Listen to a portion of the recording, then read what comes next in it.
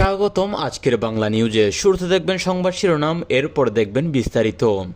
আওয়ামী লীগ ছাড়া নির্বাচন সুষ্ঠু হবে না এবং তা অগণতান্ত্রিক হবে, বললেন বীর মুক্তিযোদ্ধা কাদের সিদ্দিকী। এরপর দেখবেন বিএনপি থেকে মনোনয়ন না পেয়ে খেপে গিয়ে বিএনপিকে ছাদাবাজ ডাকলেন ব্যারিস্টার রুমিন ফারহানা।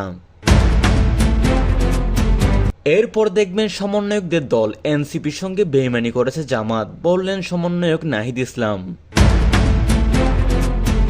এরপর দেখবেন জামাত ক্ষমতায় আসলে বেহেশতের টিকিট পাওয়া যাবে, এমন ঘটনা নিয়ে রংপুরে জামাত এবং বিএনপির ব্যাপক সংঘর্ষ। এবং সর্বশেষ দেখবেন সুষ্ঠু নির্বাচন হলে জামাত কখনো ক্ষমতায় আসতে পারবে না, বললেন মির্জা ফখরুল। এতক্ষণ শুনলেন সংবাদ শিরোনাম, এবার দেখবেন সম্পূর্ণরূপে বিস্তারিত। আওয়ামী লীগকে বাদ দিয়ে কোনো নির্বাচনে সুষ্ঠু, নিরপেক্ষ, প্রকৃত অর্থে গণতান্ত্রিক হতে পারে না, এমন জোরালো দ্ব্যর্থহীন মন্তব্য করেছেন বীর মুক্তিযোদ্ধা কাদের সিদ্দিকী। তিনি বলেন, বাংলাদেশের স্বাধীনতা সংগ্রাম, মুক্তিযুদ্ধ, সংবিধান প্রণয়ন এবং পরবর্তী গণতান্ত্রিক আন্দোলনের সঙ্গে আওয়ামী লীগের ভূমিকা অবিচ্ছেদ্যভাবে জড়িত। এই ঐতিহাসিক বাস্তবতাকে অস্বীকার করে যদি কোনো নির্বাচন আয়োজন করা হয় তাহলে তা কখনোই জনগণের প্রতিনিধিত্বশীল নির্বাচন হতে পারে না। কাদের সিদ্দিকীর মতে আওয়ামী লীগকে বাইরে রেখে নির্বাচন মানে জনগণের একটি বড় অংশকে ভোটাধিকার থেকে বঞ্চিত করা।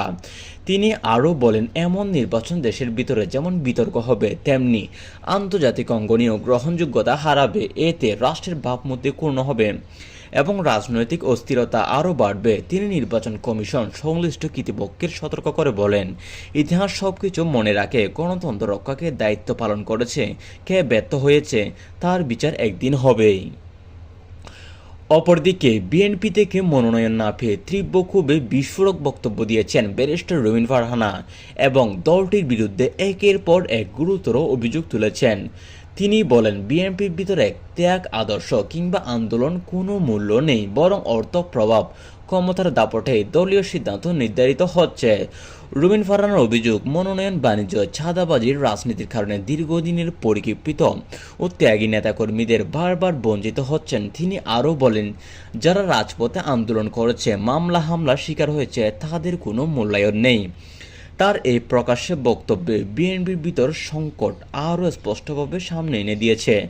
রাজনৈতিক বিশেষজ্ঞরা মনে করছেন, এই ধরনের অভিযোগ শুধু দলীয় শৃঙ্খলা প্রশ্নবিদ্ধ করছে না, বরং বিএনপির নেতৃত্ব ভবিষ্যৎ দিক নির্দেশনা নিয়ে বড় প্রশ্ন তৈরি করেছে, কারণ বর্তমানে যে পরিস্থিতি সৃষ্টি হয়েছে তাতে এমনিতেই করবে।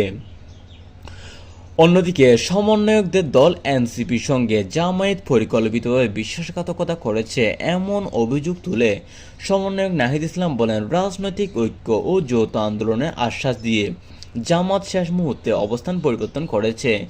তার ভাষায় এই বেইমানি কোনো বিচ্ছিন্ন ঘটনা নয়, বরং তাদের রাজনৈতিক চরিত্রের বহিঃপ্রকাশ। নাহিদ ইসলাম বলেন, এই আচরণ ফলে শুধু জোট রাজনীতির ক্ষতিগ্রস্ত হয়নি, বরং মাঠ পর্যায়ে অসংখ্য কর্মী মানসিকভাবে ভেঙে পড়েছে। তিনি আরও বলেন, রাজনীতি বিশ্বাস, আস্থায় সবচেয়ে বড় পুঁজি, আর সেটি নষ্ট হলে কোনো আন্দোলনে দীর্ঘস্থায়ী হয় না। এই ঘটনার পর রাজনৈতিক অঙ্গনে নতুন করে জোট রাজনীতির ভবিষ্যৎ, বিশ্বাসযোগ্যতা ও স্থায়িত্ব নিয়ে তীব্র আলোচনা শুরু হয়েছে। অনেক বিশেষজ্ঞরা বলছেন, জামাত এই কাজটি ঠিক করেনি, তারা এনসিপিকে আশা দিয়ে যেভাবে ভেঙে দিল এটি সত্যি অনেকটা এক প্রকার বিশ্বাসঘাতকের মতো।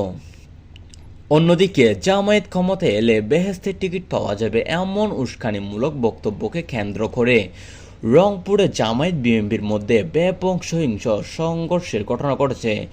স্থানীয় প্রত্যক্ষদর্শীরা জানান, এই বক্তব্য ছড়িয়ে পড়ার পরপরই দুই পক্ষের নেতাকর্মীরা উত্তেজিত হয়ে রাস্তায় নেমে আসেন। মুহূর্তের মধ্যে পরিস্থিতি নিয়ন্ত্রণের বাইরে চলে যায় এবং শুরু হয় ধাওয়া পাল্টা ধাওয়া, ইট পাটকেল নিক্ষেপ, ব্যাপক ভাঙচুর। সংঘর্ষে বেশ কয়েকজন আহত হন এবং স্থানীয় ব্যবসা প্রতিষ্ঠান ও যানবাহনের ক্ষয়ক্ষতির খবর পাওয়া গেছে।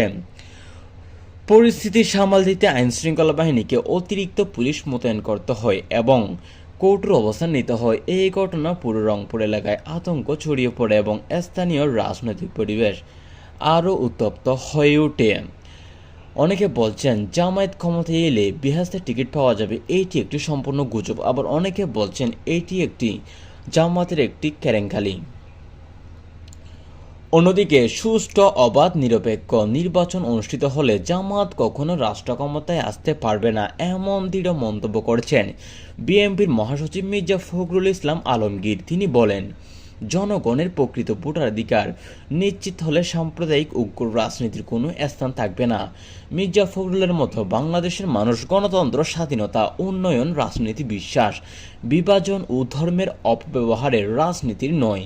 তিনি আরও বলেন, একটি গ্রহণযোগ্য ও অংশগ্রহণমূলক নির্বাচনের পারে দেশের চলমান রাজনৈতিক অচলাবস্থা দূর করতে এবং জনগণের আস্থা ফিরিয়ে আনতে। এজন্য তিনি সব রাজনৈতিক দল, রাষ্ট্রীয় প্রতিষ্ঠানকে দায়িত্বশীল সংযত আচরণ করার আহ্বান জানান।